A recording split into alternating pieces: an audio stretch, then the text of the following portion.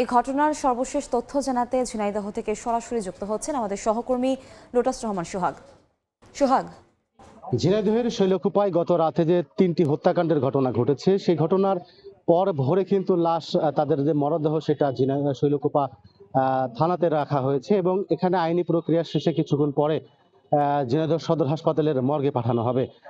এবং এই ঘটনার যে হত্যার দায় স্বীকার করে যে গণমাধ্যমে যে দায় স্বীকার করে যে খুদে বার্তা দিয়েছে, সেই খুদে বার্তার বিষয়টি কিন্তু পুলিশ খতিয়ে দেখছে বিষয়টি। এবং এই ঘটনায় যে 3জন মারা গেছে তাদের পরিচয় আমরা কিছুক্ষণ আগে জানতে পেরেছি। পরিবারের স্বজনরা এসে তাদের পরিচয় শনাক্ত করেছে। একজনের নাম হানিফ, তিনি পূর্ব বাংলা কমিউনিস্ট পার্টির আঞ্চলিক নেতা ছিলেন এবং তার শ্যালক লিটন। এবং আরেকজনের নাম সর্বশেষ যেটা জানতে পেরেছি তার নাম রাইসুল।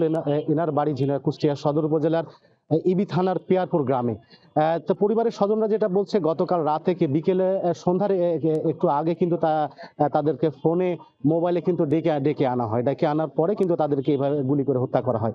এবং এই যে ঘটনাটা, গতকালকে যে ঘটনাটা ঘটেছে রাত 8টার দিকে স্থানীয় গ্রামবাসী কিন্তু গুলির শব্দ শুনতে পেয়েছে এবং ঠিক তার কিছুক্ষণ পরেই আমাদের গণমাধ্যম কর্মীদের কাছে কিন্তু রাত 8টা 50 মিনিটে কিন্তু একটা খুদে বার্তা পাঠানো হয়। সেখানে হত্যার দায় স্বীকার করেছে যে জাসদ গণবাহিনী, সে তার কমান্ডার নেতা কালু তার হত্যার দায় স্বীকার করে তিনি কিন্তু খুদে বার্তা পাঠিয়েছেন।